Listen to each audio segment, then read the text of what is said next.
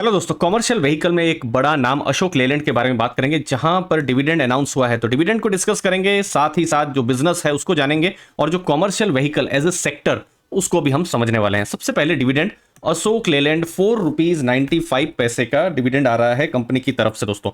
और important date कौन सी है यहाँ पर? जो अप्रैल 3 है वो एक्स डिविडेंड डेट यहाँ पर होने वाली है, और जो पेमेंट है वो अप्रैल 23 या उससे पहले हो जाएगा। तो देखिए, 4.95 का डिविडेंड है। तो अभी का जो शेयर प्राइस है, अभी कितना है? 169 का शेयर प्राइस है।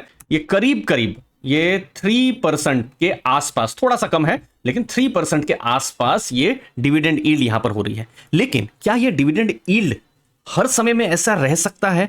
देखिए, ये पिछले कुछ 5-6 साल का मैं डेटा लाया हूं। 2019 में देखिए ₹3.10 का डिविडेंड था।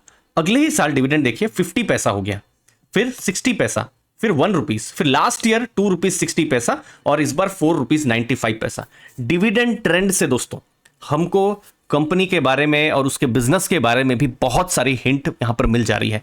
मतलब कि जो बिजनेस है वहां पर थोड़ा सा साइक्लिसिटी वाला एलिमेंट जरूर है, वो कुछ हिंट यहां पर मिल जा रही है दोस्तों। तो उसको भी हम वीडियो में डिटेल में डिस्कस करने वाले हैं। अशोक लेलैंड को समझेंगे और जो सेक्टर है जो कॉमर्शियल व्हीकल का, उसको हम लोग समझने वाले हैं, जो कि बहुत इंपॉर्टेंट होने वाला है। उससे पहले दोस्तों आप डिस्क्रिप्शन बॉक्स में लिंक चेक कर सकते हैं हमारे टेलीग्राम की, जो कि प्योर लर्निंग ग्रुप है। 4300 से ज्यादा यहां पर सब्सक्राइबर्स जुड़े हुए हैं और regular financial freedom, retirement, personal finance related content आते रहते हैं। मुझे उम्मीद है आपको भी वैल्यू जरूर मिलेगी। डिस्क्रिप्शन बॉक्स में आप चेक कर सकते हैं हमारी लिंक को दोस्तों।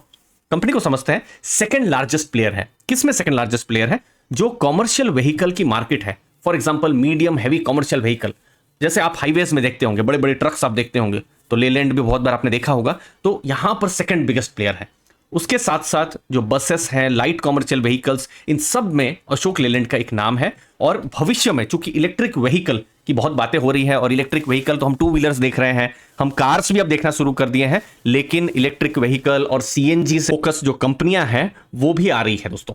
अब ये जैसा आप देख सकते हैं, उनका मोस्टली पास्ट में बिजनेस देखेंगे तो चेंजेस देखने को मिले हैं। जैसे ड्राइवर कैबिन्स आए, फिर 8 लीटर कैपेसिटी के इंजन आए। लेकिन अभी देखिए 2023 में देखिए कहां पर काम हो रहा है। जैसे हाइड्रोजन आईसी ट्रक्स में हो रहा है काम यहां पर, फिर हाइड्रोजन इलेक्ट्रिक व्हीकल ट्रक्स में हो रहा है, फिर मिथानॉल की बसेस आ रही है, मिथानॉल के ट्रक आ रहे हैं। तो ये सब कुछ भविष्य की टेक्नोलॉजी है, वहां पर ऑलरेडी काम चल रहा है। Electric vehicle double decker bus already कुछ बड़े शहरों में आ चुकी है दोस्तों। फिर एलएनजी ट्रक यहां पर भी काम हो रहा है। तो ये फ्यूचर की जो टेक्नोलॉजीज है वहां पर भी उनके ट्रक और बसेस हम आप देख सकते हैं। और इनफैक्ट बहुत सारे जैसे हाइड्रोजन का जो प्रोडक्ट्स हैं उस पर वो अभी काम कर रहे हैं, और इलेक्ट्रिक व्हीकल पर जो लाइट कॉमर्शियल व्हीकल वो सब ऑलरेडी आ भी चुके हैं दोस्तों। तो भविष्य के जो टेक्नोलॉजीज है वहां पर भी हो रहा है, और अभी की जो टेक्नोलॉजी जो कि मोस्टली डीजल से पर ज्यादा डिपेंडेंट है, वहां पर तो उनके प्रोडक्ट्स हैं। लेकिन ये एक साइक्लिकल बिजनेस है, और साइक्लिकल बिजनेस को समझना जरूरी है। साइक्लिकल बिजनेस कौन सा? ये जो कॉमर्शियल व्हीकल वाला जो बिजनेस है, जहां पर लाइट कॉमर्शियल या बसेस या मीडियम कॉमर्शियल है, वो ये आप डेटा देख रहे हैं आपकी स्क्रीन पर। ये लास्ट 24 ईयर्स का डेटा है दोस्तों।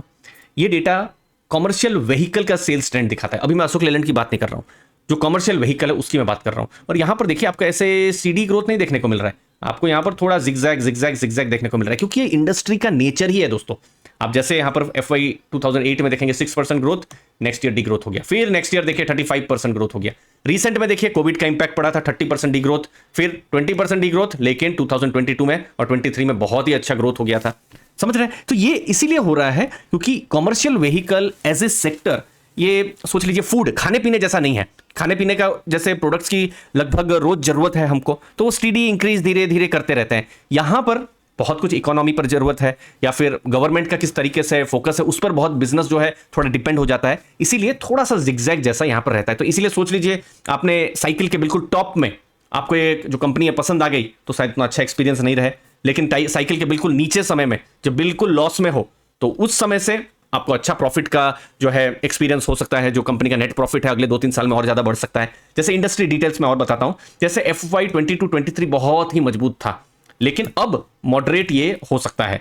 देख सकते हैं आप, अब ये मॉडरेट हो सकता है क्योंकि पिछले बेस बहुत मजबूत है। लेकिन गवर्नमेंट की तरफ से इंफ्रास्ट्रक्चर की जो स्पेंडिंग है वो मजबूत है, और वो पुश और क्रूशियल है। 11.11 लाख करोड़ का इंफ्रा स्पेंडिंग है, और इंफ्रास्ट्रक्चर पर स्पेंडिंग होगी तो आप सोच लीजिए ज्यादा रोड्स बनेंगे या ज्यादा इंफ्रा पर काम होगा, तो क्या होगा कि जो भी कॉमर्शियल व्हीकल्स है उसकी भी जरूरत यहां पर पड़ने वाली है, जो भी ग्राहक है। तो इसीलिए गवर्नमेंट स्पेंडिंग पर और जो प्राइवेट स्पेंडिंग पर ये सेक्टर थोड़ा ज्यादा डिपेंड करता है। तो लॉन्ग टर्म आउटलुक स्ट्रांग है, लेकिन जो मैं पढ़ रहा था, केयर की रिपोर्ट पढ़ रहा था, जो कि रिसर्च रिपोर्ट है, जो यहाँ पर भी आप देख सकते हैं, ये वाला जो डेट इक्विटी रेशियो बताता है, ये रिपोर्ट के हिसाब से अभी भी थोड़ा सा मॉडरेशन हो सकता है। और आने वाले जो भविष्य के इलेक्शंस हैं वो भी मजबूत है। कुछ ब्रोकरेजेस ने उसको भी नोटिस किया हुआ है कि इलेक्शन का आउटकम पर भी बहुत कुछ डिपेंड करेगा। अब अशोक लेलैंड आप देखेंगे पिछले कुछ समय में मार्जिन्स इंप्रूव हुए हैं। आप यहां पर देख सकते हैं मार्जिन्स, आप देखिए 2023 में कैसा मार्जिन था, ये देखिए, ये टोटल 12% का मार्जिन था, लेकिन यही मार्जिन आप देखेंगे 2022 में 10% था,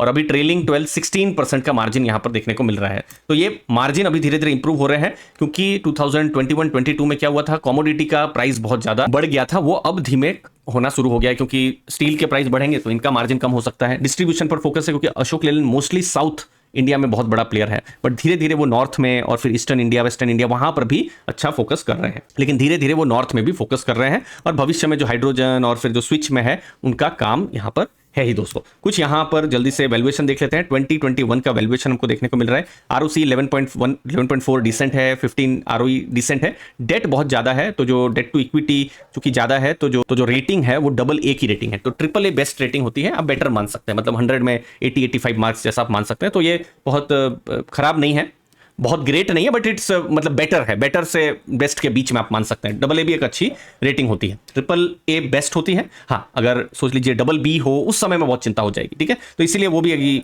बहुत बड़ा इशू नहीं है। अच्छा, पी रेशियो का जो ग्राफ है बहुत आइडिया नहीं देगा, क्योंकि जैसे मैंने बताया साइक्लिकल बिजनेस है, तो यहाँ पर कुछ पी रेशियो दिख नहीं रहा है, मतलब क्या जरूर उन्होंने लॉस किया होगा, इस समय में भी उन्होंने लॉस किया होगा, तो इसीलिए थोड़ा सा वैल्यूएशन थोड़ा सा चैलेंजिंग हो जाता है। अब देखिए केपेक्स जो है इलेक्ट्रिक व्हीकल में कर रहे हैं, इक्विटी और डेट से, तो डेट बढ़ सकता है। तो आगे टाइम में देखना है कि डेट का कैसा उनका रहता है, ये एक चैलेंज है। मार्केट शेयर उन्होंने थोड़ा सा लॉस किया है रिसेंटली, इसको देखना है आने वाले क्वार्टर्स में। कमोडिटी प्राइसेस बढ़ जाते हैं तो कंपनी के लिए नेगेटिव हो सकता है। बाकी इंडस्ट्री का ग्रोथ देखना है। इलेक्शन एक बहुत बड़ा इवेंट यहाँ होने वाला है, क्योंकि गवर्नमेंट का फिर, क्योंकि देखिए पॉलिसी के साथ बहुत कुछ ये लिंक होता है। गवर्नमेंट की जो पॉलिसी अभी जो रही है कि केपेक्स पे पुश है, इंफ्रास्ट्रक्चर में पुश, आने वाली गवर्नमेंट का क्या यहाँ पर पुश रहता है वो हमको देखना रहेगा। अगर वैसा ही पुश अगर रहता है तो फिर अशोक लेलैंड या फिर जो इंफ्रा कंपनीज है उनके लिए थोड़ा सा और पॉजिटिव हो सकता है। तो थोड़ा सा ये साइक्लिकल सेक्टर है, साइक्लिसिटी को समझना ज्यादा जरूरी इन बिजनेसेस में हो जाता है। तो इसीलिए मोस्टली ये रिस्की भी होते हैं। आज जरूर ये 3% की डिविडेंड यील्ड दिखा सकते हैं, लेकिन कोई गारंटी नहीं है कि अगले साल भी ऐसा ही बड़ा डिविडेंड ये दे सकते हैं दोस्तों। तो यहाँ अप डाउन चलता ही रहेगा, क्योंकि नेचर ही है, अशोक लेलैंड का यहाँ कोई गलती नहीं है, नेचर ही बिजनेस का ऐसा है, यहाँ थोड़ी साइक्लिसिटी रहेगी दोस्तों। मुझे उम्मीद है आपको वैल्यू मिली होगी। आपके समय के लिए बहुत बहुत धन्यवाद। थैंक यू दोस्तों।